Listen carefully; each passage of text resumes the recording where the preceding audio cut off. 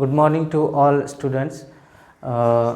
We are discussing about life process in living organisms. या चॅप्टरमध्ये आपण मागच्या क्लासमध्ये मी तुम्हाला एक होमवर्क दिला होता, ज्यामध्ये मी तुम्हाला सांगितलं होतं रिफ्लेक्स ॲक्शन विषयी 7 क्वेश्चन विचारले होते.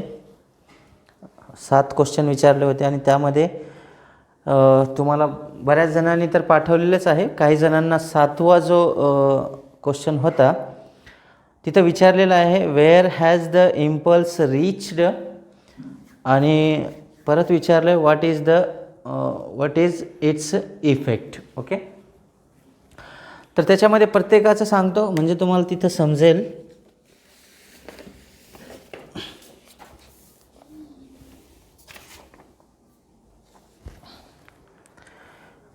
तर फर्स्ट आणि सेकंड ठिकाणी पहिल्यांदा विचारलं काय होतं. ओके, फर्स्ट अँड सेकंड या ठिकाणी काय होतं तुम्हाला दिसतंय की इथं बोट आहे, तिथं जाळ म्हणजे छोटंसं त्याला पोळलेलं आहे आणि पोळल्यानंतर मग ते हात असं लगेचच वापस म्हणजे जवळ घेतलेलं आहे. हे रिस्पॉन्स आहे. तर या ठिकाणी तुम्हाला बाहेर जी फ्लेम असती, फ्लेम म्हणजे काय, ती आहे एक्सटर्नल स्टिम्युलाई. ओके, तर आपण काय म्हणू, फर्स्टच्या ठिकाणी काय होतं की that is the external torture is happening, external torture by the flame. Okay, आणि सेकंड जो आहे त्या ठिकाणी तुम्हाला इथं जे असतात स्किनवरती रिसेप्टर्स असतात, रिसेप्टर्स अवेलेबल आहेत आणि त्यांच्या थ्रू सेन्स होतं. ओके, सेन्सरी ऑर्गन आहे तो, हा स्किन जो आहे तो काय सेन्सरी ऑर्गन आहे आणि त्याच्याजवळ ही रिसेप्टर असतात आणि सेन्स होतं आणि मग तुम्हाला कळतं की तिथं आता इथं काय झालं. मग सेकंड साईडला काय झालं, त्या ठिकाणी सेन्सरी ऑर्गन म्हणजे तिथं एक न्यूरॉन आहे. न्यूरॉनच्या आपण एक स्ट्रक्चर पाहिलं होता, डेंड्राइट्स. ओके, डेंड्राइट्समध्ये आपण सांगितलं डेंड्राइट्स काय करू लागले, इथून इन्फॉर्मेशन कलेक्ट करतील. कुठून, जिथं पोळलेलं आहे, जिथं फर्स्ट सेकंड साईट आहे तिथून ते इन्फॉर्मेशन लगेच कलेक्ट करतील आणि ती घेऊन जातील. आता पुढं सेकंड क्वेश्चनमध्ये तुम्हाला बघा इथं विचारलेलं आहे की which nerve carry the impulse two point marked 3. आपल्याला इथं 3 जो आहे मार्किंग दिलेली आहे. ही 3 म्हणजेच इथून बोटापासून घेऊन चाललेली नर्व आहे किंवा न्यूरॉन आहे, ती घेऊन चालली आणि in which direction it is conducting the impulses. तर ती काय करत आहे, थर्ड जी आहे इम्पल्स आहे ती कोणती, तर ती आहे सेन्सरी न्यूरॉन आहे ती. ओके, सेन्सरी न्यूरॉन काय करते, इन्फॉर्मेशन किंवा impulse conduct from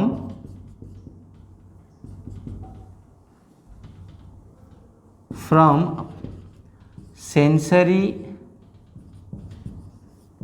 organ to spinal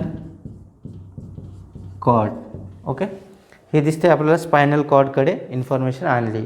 त्याच्यानंतर विचारलेलं आहे which is the nerve shown by 4 नंबरला कोणती नर्व आहे ते सांगायला सांगितलं आहे. तर ही 2 म्हणजे इथं तुम्ही सेन्सरी न्यूरॉनच्या मध्ये मी तुम्हाला आधी पण सांगितलं मध्ये जी असते ती कोणती न्यूरॉन आहे, ती असोसिएशन न्यूरॉन. ओके, हे त्याचं आन्सर आहे. ते 4 नंबरला कोणती आहे तर असोसिएशन न्यूरॉन. नेक्स्ट क्वेश्चनमध्ये विचार which is the organ marked as 5 नंबरचा ऑर्गन कोणता आहे, तर हा आहे तो 5 नंबरचा ऑर्गन, तो म्हणजे स्पायनल कॉर्ड.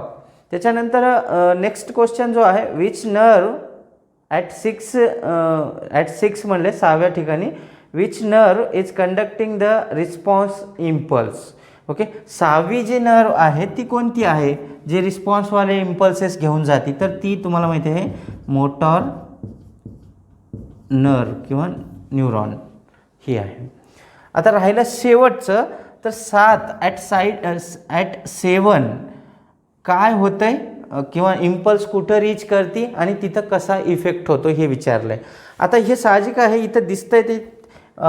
सो आपण म्हणू शकतो इथं impulse reached at muscles, okay, muscles and contraction of that muscles is occur. म्हणजे आपण त्या एक्सटर्नल स्टिम्युलायला रिस्पॉन्स केलेलं आहे with the help of that impulse comes from spinal cord.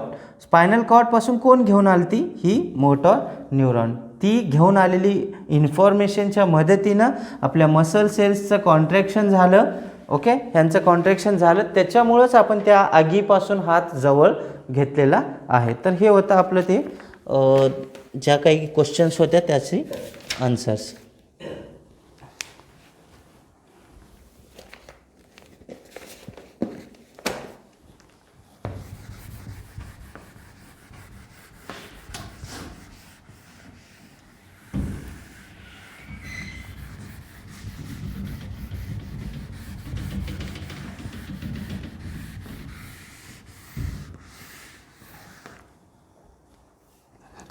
तर आता आपल्याला नर्वस कंट्रोल संपलेला आहे आपला. आता आपल्याला बी म्हणजे सेकंड जो आहे कंट्रोल तो म्हणजे केमिकल कंट्रोल. ओके, आता आपण स्टार्ट करणार आहोत केमिकल कंट्रोलला. तर आपल्या बॉडीमध्ये आता इथे 2 स्ट्रक्चर्स दाखवलेत, एक मेलचं आणि फिमेलचं स्ट्रक्चर दाखवलेलं आहे. या ठिकाणी बघा काही कॉमन ग्लँड आहेत, काही जे आहेत त्या काही वेगळ्या आहेत, जे फक्त फिमेलकडं आणि मेलकडं असतील. पहिला जे आहे हेड रिजनला दोघांजवळ पण हायपोथॅलॅमस प्रेझेंट आहे. ओके, ॲक्च्युली हे ग्लँड असतात काय? ओके, केमिकल कंट्रोलमध्ये या ग्लँड्सचा खूप महत्त्वाचा रोल असतो. हे ग्लँड्स म्हणजे हे ग्लँड्स जे असतात these are the group of cells, group of cells which perform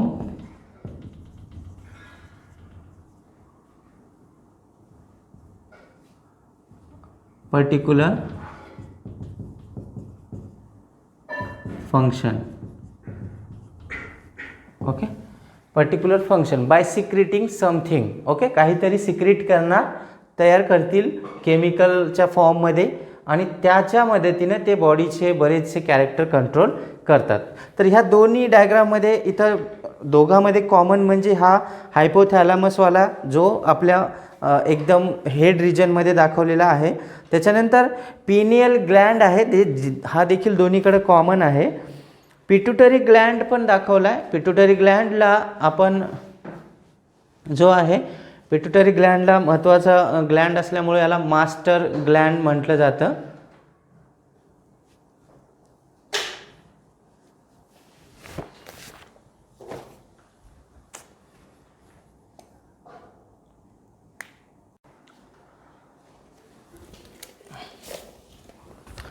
second जो ग्लँड आहे जसं की दिसतोय कॉमनमध्येच तोच पिट्युटरी ग्लँड आहे, ज्याला मास्टर ग्लँड म्हणून ओळखलं जातं.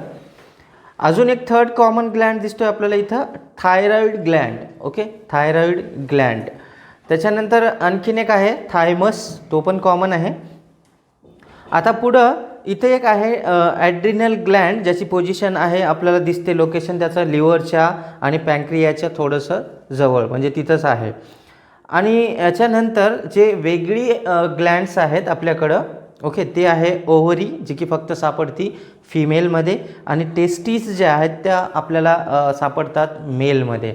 तर ह्या सगळ्या ग्लँड्सचं जे काय रोल आहे आणि त्यांचे जे फंक्शन्स आहेत ते आपण आता पाहणार आहोत. त्या ग्लँड्सचं एक सिम्पली आपण ग्लँड्सना म्हणू शकतो group of cells which perform particular function. तर सिमिलर ग्रुप ऑफ सेल्स आपण त्याच्यामध्ये काय करतो की सपोज करा आपण पहिला जर ग्लँड बघितला त्यातला हायपोथॅलॅमसवाला, तर हायपोथॅलॅमस जो आहे हा करतो काय, हा काय करतो, न्यूरो हार्मोन म्हणून एक हार्मोन प्रोड्यूस करतो. ओके, तर हार्मोन्स जे असतात दोन प्रकारचे असतात. एक तर असतील प्रोटीन नेचरच्या असतात, काही असतात हार्मोन्स असतात स्टिरॉइड नेचरच्या. Okay, hormones are of two types. तर आपल्याकडं प्रोटीन नेचरच्या पण असतात जे अमायनो ॲसिड्सने बनतात, आणि हार्मोन्स जे असतील त्या स्टिरॉइडने बनलेल्या असतात. स्टिरॉइड म्हणजे आपल्याकडे जे लिपिड्स वगैरे जे असतात त्यांच्या मदतीनं बनलेले असतात. तर हार्मोन्स असे प्रत्येक ग्लँड आपापलं सिक्रेशन करतो. यामध्ये सगळ्यात महत्त्वाचा म्हणजे तो आहे पिट्युटरी ग्लँड. पिट्युटरी ग्लँड जो आहे तो, तसे बाकीचे पण महत्त्वाचे आहेत, पण जास्तीत जास्त फंक्शन कोण ऑपरेट करतो तर पिट्युटरी ग्लँड. म्हणून pituitary Gland is also called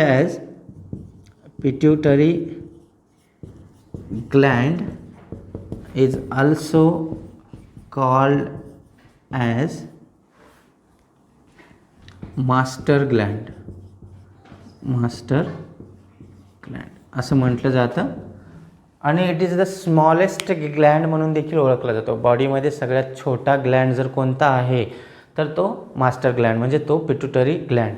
the smallest Gland in the body, smallest Gland आहे तर खूप स्मॉल, सगळ्यात स्मॉल हाच आहे, पण सगळ्यात जास्त फंक्शन हाच ऑपरेट करतो. तर हे कुठं आहे, पिट्युटरी ग्लँड जो आहे तो आपल्या फोर ब्रेन जवळ आहे, सिच्युएट केलेला तिथं आहे. ओके, तर आता आपण प्रत्येकाची फंक्शन्स बघू. याच्या अगोदर आणखीन एक महत्त्वाचं, हे जे ग्लँड्स असतात, ग्लँड्समध्ये जे आहेत एंडोक्राईन ग्लँड्स असतात. एंडोक्राईन ग्लँड्स, या ग्लँड्सना म्हटलं जातं एंडोक्राईन ग्लँड्स. एंडोक्रायनॉलॉजी या ब्रँचला म्हटलं जातं, ज्यामध्ये ग्लँड्सची स्टडी केली जाते, त्यांना म्हटलं जातं endocrinology. Endocrinology means study of glands. Okay, endocrine gland is called as endocrinology. तर एंडोक्राईन ग्लँड्स जे असतात त्या सगळ्याच्या सगळ्या डक्टलेस ग्लँड म्हणून ओळखल्या जातात. Ductless Gland. ओके, आता डक्टलेस ग्लँड म्हणजे काय, डक्ट्स मीन्स काहीतरी पाथवे असला पाहिजे त्यांच्याकडं. पाथवे म्हणजे काय, सपोज करा हा एक मास्टर ग्लँड आहे, पिट्युटरी ग्लँड असेल. ओके, असा हा पिट्युटरी ग्लँड आहे. यानं सिक्रेट केलं, सपोज करू आपण यानं सिक्रेट केलं ग्रोथ हार्मोन तयार केलं. आता ह्या ग्रोथ हार्मोनला घेऊन जाण्यासाठी, आता जसं आपल्याकडं ब्लड आहे, ब्लड वेसल्स असतात, कनेक्टेड असतात एकमेकांशी, तसं काहीही नसेल. ओके, घेऊन जाण्यासाठी असं कोणता पाईपलाईन नाही, यांना कनेक्शन नाही, डक्ट्स नाहीत, तर म्हणून यांना डक्टलेस ग्लँड म्हणतं. हे सिक्रेट केलं की डायरेक्टली जे आहे ते ब्लडमध्ये डंप करून टाकलं जातं, म्हणजे डायरेक्ट ब्लडमध्येच तिथं सिक्रेट करून टाकतात. म्हणजे यांना घेऊन जाण्यासाठी काहीही नसतं, म्हणून त्यांना डक्टलेस ग्लँड. ग्लँड्सना डक्ट नसतात म्हणून त्यांना डक्टलेस ग्लँड म्हणतो. तर हे ग्लँड्समध्ये डक्ट जे आहेत ते घेऊन जाण्यासाठी त्यांचं सिक्रेशन त्याला काहीही नसतो, म्हणून यांना डक्टलेस ग्लँड म्हणतात. तर वन बाय वन आपण सगळेच्या सगळे ग्लँड्सना आपण डिस्कस करूया, प्रत्येकाचं फंक्शन काय आहे ते व्यवस्थित आपण पाहूया. जसं नर्वस कंट्रोलमध्ये बघितलं की वेगवेगळ्या न्यूरॉन्स आणि नर्वस सिस्टीमच्या थ्रू, 3 प्रकारच्या नर्वस सिस्टीम्स थ्रू आपल्या बॉडीचे कॅरेक्टर कंट्रोल केल्या होत्या. तसंच जे आहे केमिकल कंट्रोल होतं बॉडीमध्ये, केमिकल सिक्रेशन होतं. काही ऑर्गन्स केमिकल सिक्रेट करतात आणि त्याच्या मदतीनं आपले कंट्रोल अँड कोऑर्डिनेशन होत असतं, रेग्युलेशन होतं. तर याच्यामध्ये फर्स्ट जो होता आपल्याकडं पिनियल ग्लँड. तर याचं फंक्शन पहिल्यांदा बघूया. पिनियल ग्लँड जशी की साईट आपण पाहिलेलीच आहे, इथं आपल्या फोर ब्रेनमध्ये सिच्युएट केलेला आहे, फोर ब्रेनच्या पण वरच्या साईडला तिथं. तर हा काय करतो, एक हार्मोन प्रोड्यूस करतो. हार्मोनचं इथं आपण हार्मोन्स इथं लिहिणार. याचं हार्मोन आहे मेलॅटोनिन नावाचा हार्मोन. हा कोणता हार्मोन प्रोड्यूस केला, मेलॅटोनिन नावाचा हार्मोन तयार केला. कोण, पिनियल ग्लँड. आणि याचं फंक्शन, आता फंक्शन असे 3 कॉलममध्ये आपण डिवाईड करून टाकू यांना. तर याचं फंक्शन काय असेल, it control the sleeping regulation, म्हणजे जे आपण झोपण्याची जी आपली पद्धत असते, झोपेमध्ये आपल्याला कशा पद्धतीचं झोप येणं न येणं ते डिपेंड करतं या हार्मोनवरती. याचा लेवल जर आपल्यात कमी पडला तर झोप कमी येणार, किंवा जास्त झाला तरी आपल्याला झोपीचा त्रास होत असतो. तर आपल्याला झोपीचं रेग्युलेशन आहे जे काही आहे ते रेग्युलेट करतं, त्याला म्हणू आपण कंट्रोल द किंवा sleeping pattern regulation. Sleeping pattern regulation, control the sleeping pattern regulation असं म्हणता येईल. कोण? Pineal Gland. कोणता हार्मोन प्रोड्यूस केला? मेलॅटोनिन नावाचा हार्मोन. फंक्शन काय आहे? स्लीपिंग पॅटर्न रेग्युलेशन हे फंक्शन आहे त्याचं. आता याच्यानंतर आणखीन एक सेकंड हायपोथॅलॅमस.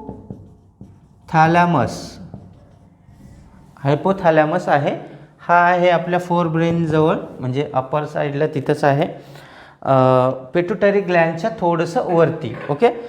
हा काय करतो? प्रोड्यूस करतो neuro hormone which control the pituitary Gland. काय करतो? कंट्रोल द पिट्युटरी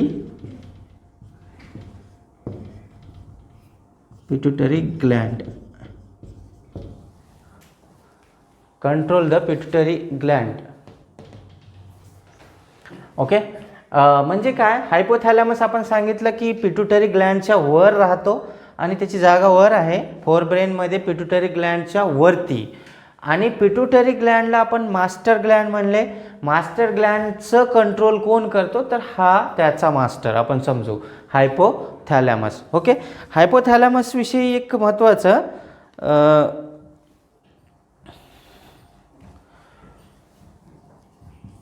इथं लिहा असं, which connect, hypothalamus connect the endocrine glands to brain. म्हणजे हा एंडोक्राइन ग्लँड्सना कनेक्टेड ठेवतो कोणाशी? आपल्या ब्रेनशी. ओके. म्हणून याला आपण इथं म्हटलेलं आहे की which connect the endocrine gland to the brains. Okay. याच्यानंतर अजून एक काम करतो हा, इथं फंक्शनमध्ये लिहा, it also regulate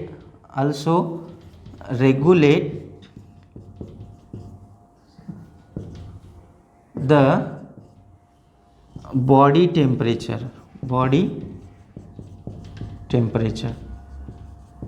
okay. Body temperature पण तो रेग्युलेट करत असतो. कोण? हायपोथॅलॅमस.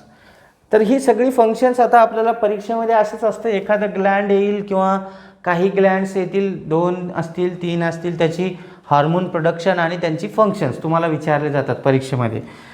याच्यानंतर आता आपला मास्टर ग्लँड म्हणजेच पिट्युटरी ग्लँड, थर्ड ग्लँड जो आहे तो मास्टर ग्लँड. आता याच्यामध्ये इथं जसं की मी तुम्हाला ऑलरेडी दिलेलं आहे, it is the smallest Gland in the body. Smallest Gland कोणता आहे? तर तो आहे pituitary Gland.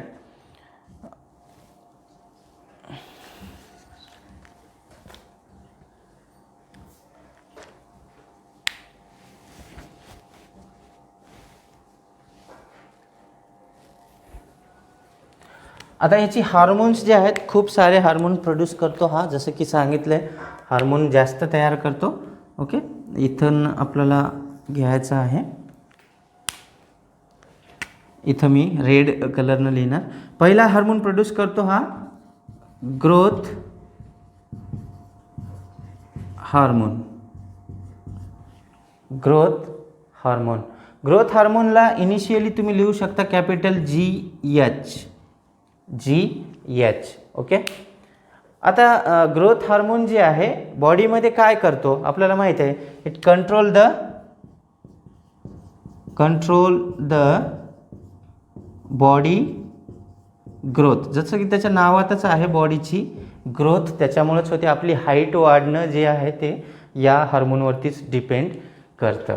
Okay.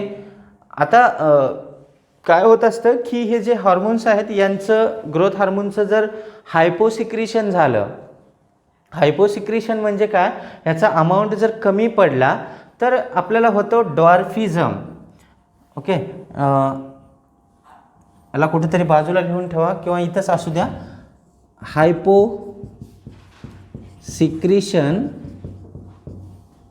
Secretion leads to dwarfism. Okay, hyposecretion leads to dwarfism. आता हायपर सिक्रिशन म्हणजे जास्त झाला तर तरी देखील प्रॉब्लेम. लीड्स टू, आपण जे हाईट जे असते उगाचच वाढलं जातं त्याला एक शब्द वापरू आपण, गिगॅन्टिझम.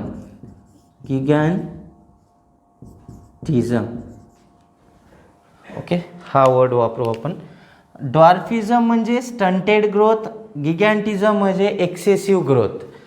काय झालं, जर ग्रोथ हार्मोन कमी पडला, हायपो मीन्स मिनिमम, जसं की तुम्हाला माहिती आहे मी मिनिममचा सिम्बॉल कसा देतो, असा खाली दाखवला, आणि वाढला तर आपण इन्क्रीजला असं वर ॲरो दाखवतो, बरोबर.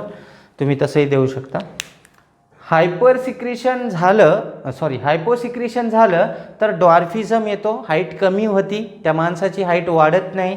आणि हायपर सिक्रिशन झालं, जास्त झाली तर त्याची हाईट खूपच वाढते, दॅट इज कॉल्ड ॲज गिगॅन्टिझम असं म्हटलं जातं. That is the excessive growth of the body. Next hormone हा पिट्युटरी ग्लँड, दुसरा जो हार्मोन आहे याच्याकडं प्रोड्यूस करतो तो प्रोलॅक्टिन. प्रोलॅक्टिन जो आहे तो फिमेलसाठी खूप महत्त्वाचा आहे. फिमेलमध्ये प्रोडक्शन जो आहे तो खूप महत्त्वाचा आहे. तो म्हणजे फंक्शन आहे त्याचं milk production in pregnant woman. वुमनमध्ये प्रेग्नंट फिमेल जी असेल त्यांच्यामध्ये मिल्क प्रोड्यूस होतो या हार्मोनमुळं. तर बऱ्याच वेळा जेव्हा कुठली फिमेल जर प्रेग्नंट असेल, आता तिची 9th 8th मंथ चालू असेल, डिलिव्हरी टाईम आहे, तर त्याच्यामध्ये बऱ्याच वेळा जर डॉक्टरांना वाटलं की ह्याच्याकडं प्रोलॅक्टिन कमी पडतो आहे, तर मग त्यांना ह्या प्रोलॅक्टिन हार्मोन्सच्या गोळ्या पण दिल्या जातात, तर ते मिल्क प्रोड्यूस करण्यामध्ये हेल्पफुल ठरतं. ओके, तर हे काही हार्मोन्स आहेत. आता आपण बाकीचे जे आहेत ते पुन्हा बघूया पिट्युटरी ग्लँडचे. ओके, नेक्स्ट हार्मोन जे असतील ते पुढच्या क्लासमध्ये पाहूया.